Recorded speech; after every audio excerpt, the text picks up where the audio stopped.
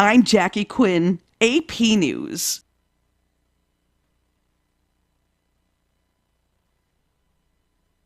FCS Financial, with you every step of the way. Choosing the right crop insurance for your farm operation shouldn't be overwhelming. That's why FCS Financial makes it easy with a dedicated team of crop insurance specialists who can help you find the best solutions to protect your operation. And it's this dedication and experience that makes FCS Financial experts at finding solutions for each unique situation. You're more than a policy. We take the time to get to know you, your operation, and your needs. Whether you're a seasoned producer or just beginning, we have the tools you need to help you manage your risk and keep business running smoothly. FCS Financial, growing relationships, creating opportunities. Closing date for spring policies is March 15th. Contact your FCS Financial crop insurance expert at myfcsfinancial.com or call 800-444-3276. FCS Financial, with you every step of the way. An equal opportunity provider. And just inside of half court, bang! Bang! At the buzzer! He climbed the elevator, caught it with two hands, and flushed it on the way down. C. Scooped up, thrown up, off the backboard and in, and Missouri wins. This is your radio home for Mizzou basketball. The bragging rights trophy is coming to Como, folks. The Central Bank Tiger Network from Learfield. Run out to the rim, and he flushed it. Good afternoon and welcome to KSMO Radio. Currently outside our studios, we have mostly sunny skies. Winds are out of the east-southeast at about 5 to 11 miles per hour. Now for that weather forecast today, mostly sunny with a high temperature near 65. Winds will continue out of the southeast around 5 to 8 miles per hour. Tonight we should have some patchy fog after 5 a.m. tomorrow morning. Clouds will be increased tonight with a low around 43 and southeasterly winds will be 8 to 11 miles per hour. Tomorrow, patchy fog between 7 a.m. and 10 a.m. Otherwise, mostly cloudy tomorrow with a high temperature near 60 degrees. We do expect, or at least have some possibility of isolated showers after 4 p.m. tomorrow. However, that chance of precipitation is 20%. Southeasterly winds will be 11 to 14 miles per hour with gusts as high as 22 miles per hour. And our wind chill value early Saturday as low as 36 degrees.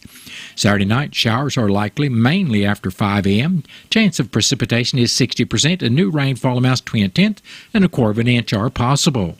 Skies will be cloudy with a low temperature around 41, and easterly winds will be 11 to 15 miles per hour with gusts as high as 22 miles per hour. Sunday, a 50-50 chance of showers with cloudy skies and a high near 49. Winds will be out of the east at around 11 miles per hour. Sunday night should be mostly cloudy with a low around 32. Then Monday will be sunny with a high near 54 degrees. We expect partly cloudy skies Monday night, low temperature around 29. Then Tuesday should be sunny with a high temperature near 57. Tuesday night, we expect partly cloudy skies, low around 34. Then partly sunny skies are forecast for Wednesday with a high temperature near 58 degrees. Will be mostly cloudy Wednesday night with low around 44. And Thursday, a chance of showers is back in the forecast with mostly cloudy skies and high temperatures near 58 degrees. We'll have breezy wind conditions on Thursday.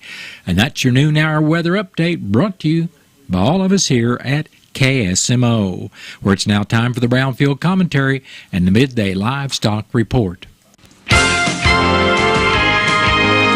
everyone.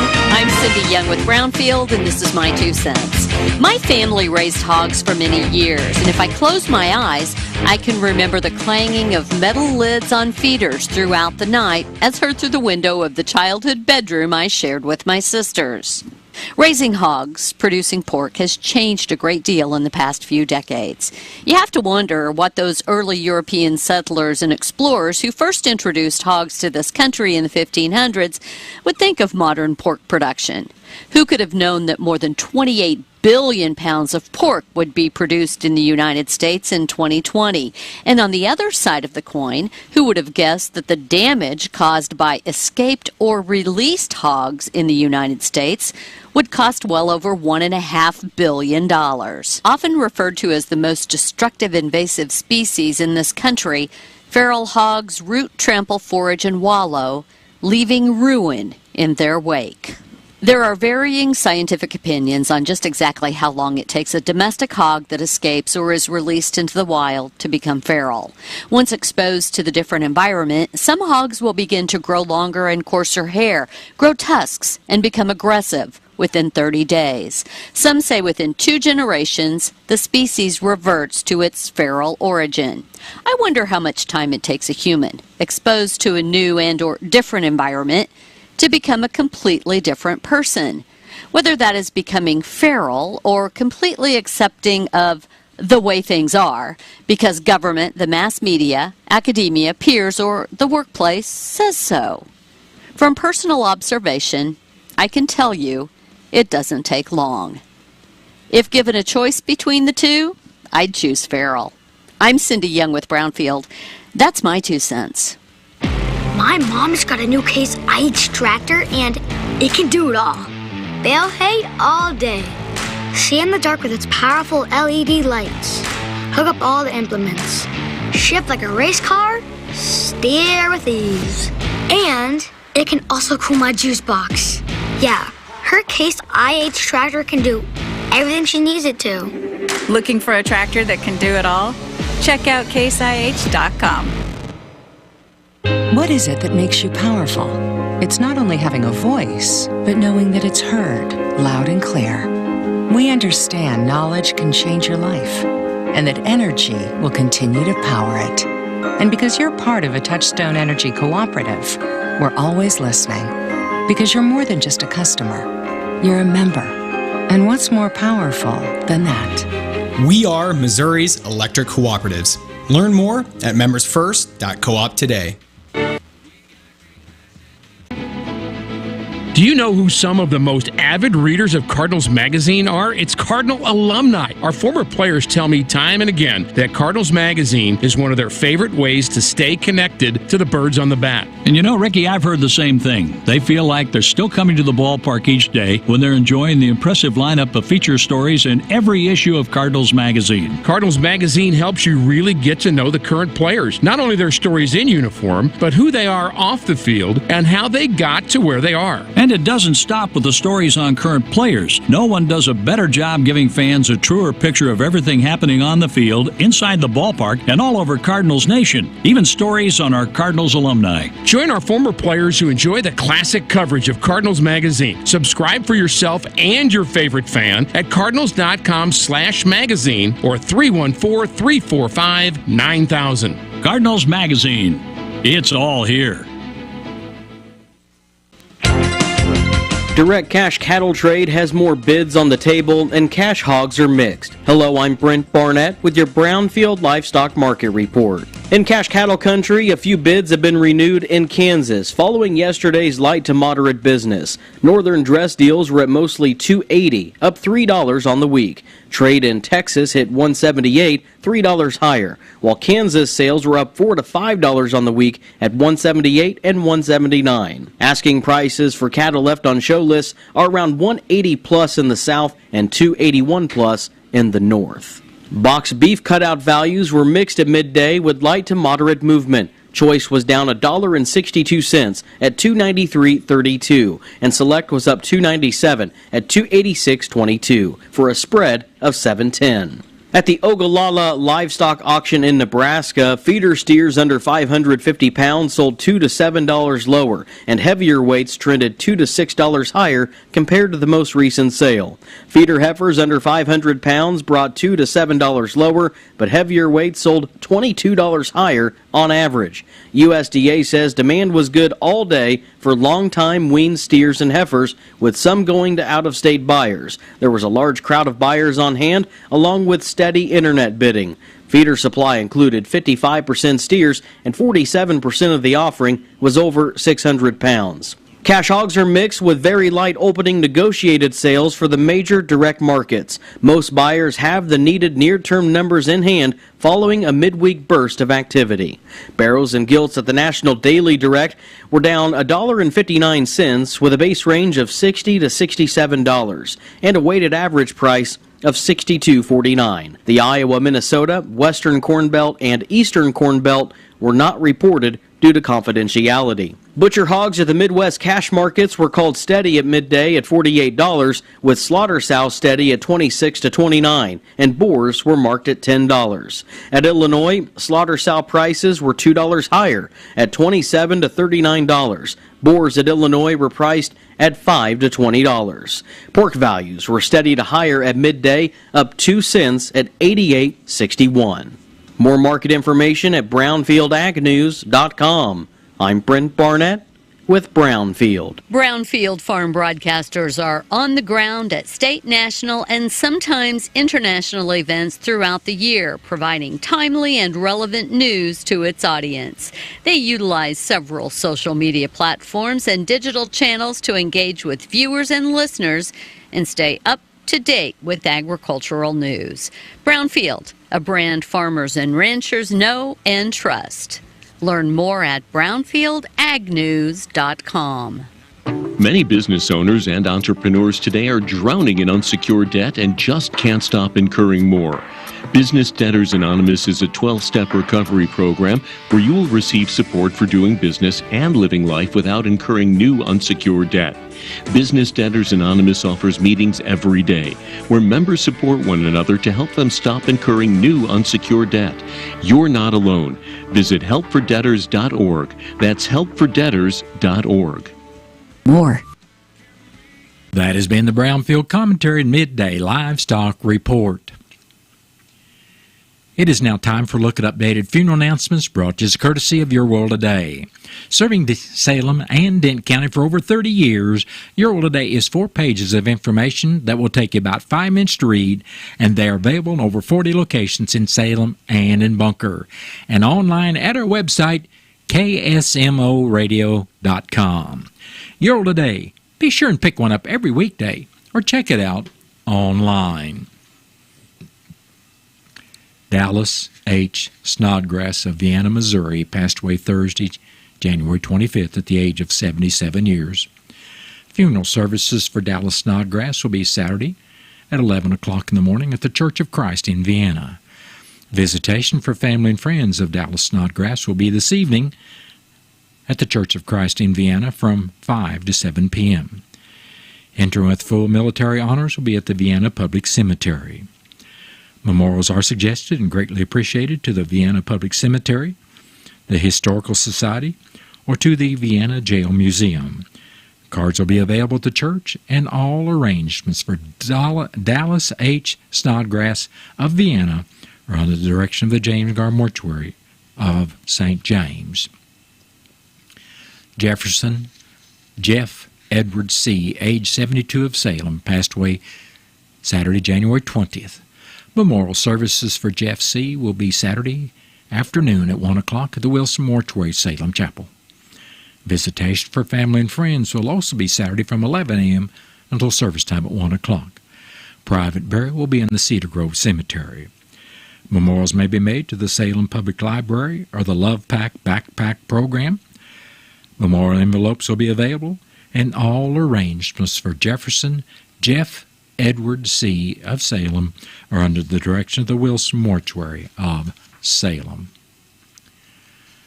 Frank Edward Gibson of Salem, formerly of St. James, passed away Tuesday, January 30th at the age of 52 years. Funeral services for Frank Gibson will be Tuesday, February 6th at 11 a.m. at the St. James Chapel of James Gar Mortuary. Visitation for family and friends will be held at the chapel February 5th, which is Monday, from 5 to 7 p.m. Entering will be at the St. James Cemetery. And all arrangements for Frank Edward Gibson of Salem, formerly of St. James, are under the direction of the James Gar Mortuary of St. James. That has been a look at updated funeral announcements brought to you as a courtesy of Your World Today. Your World Today is the only daily news flyer in Dent County. It is available in over 40 locations in Salem and in Bunker, and online at our website, KSMOradio.com. Your World Today has been serving Dent County for over 30 years, and the best part about it is absolutely free. What's the fastest way for you to get yourself up to date on the latest in news, sports, weather, and obituaries that cost you absolutely nothing? It's Your World Today. Serving Salem and Dent County now for over 20 years, Your World Today is 4 pages of information that will take you about 5 minutes to read, and they're available in over 30-plus locations in Salem and in Bunker. Your World Today. Pick one up every weekday. They're free! It's now time for a look at local news, and it's being brought to you by Southwest Baptist University's Salem campus. SBU's Salem campus provides quality higher education close to home for residents of Dent County and the surrounding area. For more on degrees and programs, stop by SBU's Salem campus today at 501 South Grand Street or call 573-729-7071. I'm Bob Parsons reporting. The Dent County Commission met Thursday morning at the courthouse. Amanda Sapal with the SB 40 board brought in the appointments to her board for commissioner approval. The appointees are Wendy Pryor, Kathy Deal, and Phil Christensen, and the commission approved all 3.